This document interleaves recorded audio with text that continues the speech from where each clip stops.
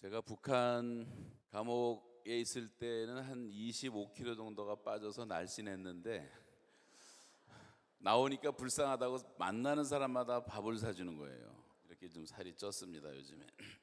남한에서는 다이어트는 내일부터라는 말이 거의 진리에 가까운 말처럼 우리 먹을 것이 풍성하지만 북한 백성들은 아직도 굶주리고 있습니다. 여러분, 그러나 우리는 꿈을 잃지 말아야 되겠어요. 성경은 말하기를 꿈이 없는 백성은 망한다고 말씀을 하고 있습니다. 한 공동체가 얼마큼 앞으로 전진할 수 있느냐 하는 것은 그 공동체의 구성원들이 갖고 있는 의식에 따라서 얼마든지 달라질 수가 있는 것입니다. 꿈이 없는 공동체는 결국 후퇴하고 점점 소멸될 수밖에 없습니다. 헬렌 켈러라고 하는 삼중고의 여인에게 어떤 교수가 물었습니다. 당신 생각에 가장 세상에서 불행한 사람은 누구라고 생각하느냐? 그때 헬렌 켈러는 즉석에서 대답하기를 시력은 있지만 비전이 없는 사람이라는 말을 했어요. 시력은 멀쩡하게 있는데 꿈이 없는 사람들이 있다는 말입니다. 여러분, 이 세상에서 가장 불쌍한 사람은 건강하고 다 가지고 있는 것 같은데 꿈이 없는 사람, 제일 불쌍한 사람입니다. 오늘 이 자리가 있었던 것도 저는 감옥에서 2년 지나고 2년 반 정도를 지날 때쯤 돼서 어느 날 아침 일찍 나가 노동을 하는데 하나님께서 엄청난 비전을 주시기 시작하셨어요. 며칠 동안을. 그때 주셨던 이름이 범민족 연합 통일 대축제에 대한 말씀이셨고, 그런 날이 반드시 올 것이다. 저는 감옥 안에서 꿈을 꿨습니다. 그리고 이 날이 올 줄을 분명히 믿었습니다. 이것은 이제 시작이라고 생각합니다. 우린 통일 음악회도 해야 되고, 통일 축구대회도 해야 되고, 통일 걷기대회도 하고, 우리가 앞으로 통일을 위해서 해야 될 축제 행사는 엄청나게 많다고 생각하고, 그런 날이 반드시 앞으로 올 줄로 믿습니다. 성공하는 사람들은 누구나 다 삶의 목적이 있고 비전이 있습니다. 이 애터미를 이룬 박한길 회장님도 이름이 박한길이지만 그분의 예명은 몽상이에요. 몽상, 꿈꾸는 사람. 그분의 꿈에 의해서 지금 이런 일이 이루어지고 있는 것입니다. 여러분, 성공하지 못하는 사람들은 항상 현실에 급급한 사람들이에요. 먹고 마시고 사고 팔고 시집가고 장가가는 세속적인 일상적인 일에 푹 빠져 있는 사람들은 꿈이 없는 사람들입니다. 오늘 무엇을 먹을까, 무엇을 마실까, 그거 동물처럼 그렇게 사는 사람처럼 불쌍한 사람은 없습니다. 성경에 보면 예수님께서 겨자씨 한 알의 비유를 말씀하셨는데, 겨자씨라고 하는 것은 씨 중에 가장 작은 씨로 우리가 알고 있지 않습니까? 그런데 주님은 그 씨가 자라서 나무가 되고 거창한 숲을 이루면서 수많은 새들이 날아와서 안식하고 노래하는 것을 보고 계셨습니다. 우리는 미래를 내다보는 사람을 일컬어서 비저널이라고 말합니다. 꿈을 갖고 있는 사람이라고 부르는 거죠. 예수님께서 제자들을 모아놓고 제일 처음에 하셨던 말씀 가운데 하나가 바로 하나님 나라의 꿈 이야기를 해주셨습니다. 하나님 나라는 꿈꾸는 사람들이죠. 어떤 사람이 작은 겨자씨 하나를 심었습니다. 그런데 그 겨자씨가 자라서 나물이 됩니다. 그리고 드디어 나물보다 더 커다란 나무가 되었어요. 가지를 펼치고 펼쳐진 가지를 가진 울창한 나무를 만들었을 때 수많은 새들이 날아와서 둥지를 짓고, 그래서 이 나무는 새들에게 안식을 제공하고 노래를 부르게 만드는 이 아름다운 자리를 제공할 수 있었다고 하는 것이 바로 겨자씨 한 알 속에 들어있는 꿈 이야기입니다. 여기 많이 모인 것 같지만 우리 3만 5천 되는 탈북민들에 비하면 여기는 극히 작은 사람이 모였어요. 5,200만 대한민국 인구에 비하면 여기는 0.01%도 안 되는 사람들이 모인 것입니다. 그러나 여러분, 우리는 작은 것을 절대로 부끄러워하지 말아야 합니다. 예수님은 작아서 보잘것없는 사람도 주님은 항상 소중하게 여기셨어요. 거지로 살았던 나사로, 간음한 현장에서 붙잡혀서 부끄러움을 당하던 한 여인, 문둥병 걸린 한 사람, 심지어 군대 귀신 들려서 거라사에서 미친 짓을 하던 한 사람, 십자가 예수님 옆에 달려있던 흉악범한 사람, 어린어이 한 사람, 환난 당한 사람, 빚진 사람, 마음이 억울한 사람, 없는 것들, 미련한 것들, 가진 것이 없는 것들, 가난한 것들, 실패하고 좌절한 수많은 인생들 모두 한 사람 한 사람을 예수님은 귀하게 여기셨습니다. 예수님은 저와 여러분 한 사람을 구원하기 위해서 이 땅에 오신 것입니다. 여러분, 우리가 80억 인구 가운데 한 사람이라는 가장 작은 사람처럼 보일지 모르지만 주님 보실 때는 여러분 한 분 한 분은 소중한 존재입니다. 작은 것을 절대로 두려워하지 마세요.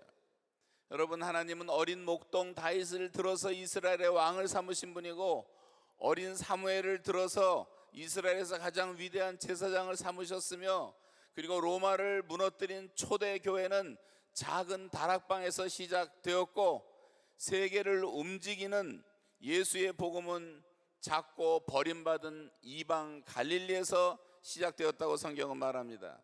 작은 것을 부끄러워하지 마셔야 됩니다. 그리고 우리 안에 있는 위대한 가능성을 볼 수 있는 눈이 있어야 됩니다. 여러분, 작은 것을 대표할 수 있는 것은 겨자씨 말고도 더 작은 것은 모래알일 것입니다. 그럼 모래알과 겨자씨의 차이가 도대체 무엇일까요? 여러분, 모래알은 생명이 없지만 겨자씨는 생명이 있다고 하는 것입니다. 여러분, 이 겨자씨가 자랄 수 있었던 가장 소중한 비밀은 바로 그 안에 들어있는 생명력이라고 하는 것입니다. 가능성이라고 하는 것입니다.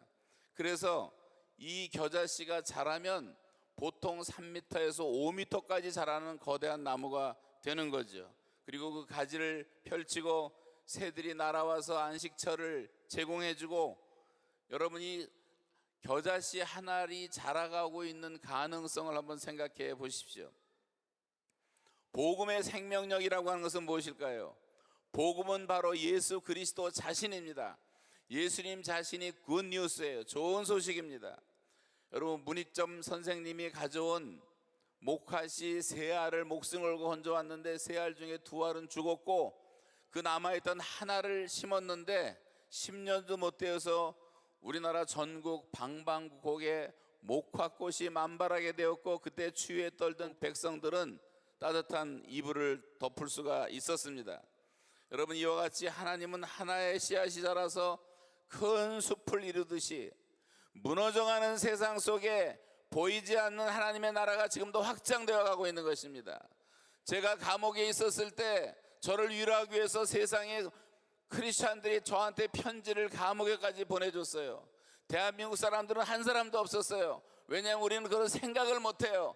북한의 감옥에 편지를 준다는 생각을 못했지만, 기독교 역사 100년, 200년, 500년 된 사람들은 자기가 알지 못하는 한국 사람 하나가 북한의 감옥에 갇혔다고 해서 보내준 편지가 2,000통이 왔어요. 2,000통이.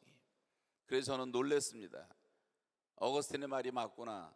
이 무너져가는 세상 속에 하나님 나라는 이렇게 세워져 가고 있구나.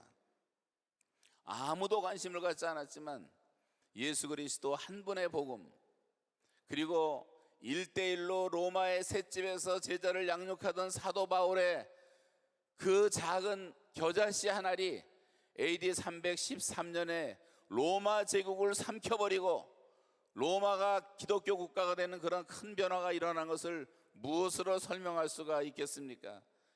그 당시에 교회가 하나도 없었을 때 사도 바울이 1대1로 사람을 가리킨다는 것은 태평양에 돌멩이 하나 던지는 것보다도 미미한 일이었어요. 그러나 여러분, 세상은 그렇게 바뀌고 있지 않습니까? 지금도 계속 바뀌고 있는 것입니다. 꿈이 있는 사람은 이웃을 축복하는 축복의 통로가 되는 것입니다. 그래서 공중의 새들이 와서 그 가지에 깃들게 되고, 그 가지에서 새들이 혜택을 받게 되는 거죠. 그 사람이 믿는 사람이든 믿지 않는 사람이든 간에 저와 여러분이 하나님의 사람으로 살아간다면 모든 주변 사람들이 다 복을 받게 돼 있어요. 요셉 한 사람 때문에 나라가 복을 받았어요. 보디발이 복을 받았어요. 감옥의 간수들이 복을 받았어요. 주변의 모든 사람들이 그를 배반해서 팔아먹었던 형들까지도 다 복을 받는 것을 볼 수가 있습니다. 우리나라 역사 130년 전 선교사들이 몇 명이 처음 들어왔을 때 미미하게 보였지만, 그러나 그들을 통해서 학교와 병원이 세워지고 문명이 퇴치되고 천민들의 인권이 향상되고 어린아이와 여성들의 권리가 향상되고, 그리고 우리 기독교인들이 1%도 안 됐을 때 국제보상운동을 일으키고 3.1운동을 일으키고 국산품 애호운동을 일으키고 절제운동을 일으키고 주초금지운동을 일으키고, 그러면서 대한민국은 2번이나 기독교 역사에 의해서 구원을 받게 된 것입니다. 여러분, 이 작은 것을 절대로 두려워하지 마세요. 하나님께서 역사하시면 우리나라는 곧 복음화 될 줄로 믿습니다. 여기 앉으신 여러분이 희망이고, 여러분 한 분 한 분이 겨자씨 같은 생명력을 가지고 살 수가 있다면 조만간 북한 땅도 복음화 될 것이고, 북한 땅에 2만 개, 3만 개의 교회가, 북한은 207개 군으로 되어 있기 때문에 군당 10만 명을 잡는다면 100개 교회만 세워도 2만 개의 교회가 세워져야 되는데 그 준비가 지금 다 돼 있어요. 하나님이 여러분 탈북민들을 이 땅에 먼저 보내주신 것은 그 일을 감당하라고 보내주신 것이고, 아까 여기 나와서 찬양하던 이 탈북 신학생들, 이 사람들은 특공대예요. 성경을 백독을 하고 수천 구절을 암송을 하고 매일 기도회를 하고, 남한 사람들 중에서도 성경 백독한 사람 손들어라면 나오는 사람이 별로 없어요. 하나님께서 특별한 섭리 가운데 여러분을 훈련시키기 위해서 이곳에 보내줬다고 저는 분명히 믿고, 그래서 북한과 남한이 복음화되는 날 우리는 소위 말하는 민족 복음화를 완성할 것이고 제사장 민족이 될 것이고, 온 세상을 축복하는 그런 축복의 통로로 대한민국이 사용받는 그날은 바로 북한 복음화가 이루어지는 날인 것을 믿으시기 바랍니다. 하나님께서 그날을 곧 우리에게 주실 줄로 믿습니다. 통일은 갑자기 옵니다. 하나님이 선물로 주실 것입니다. 중요한 것은 우리가 준비를 잘하는 거예요.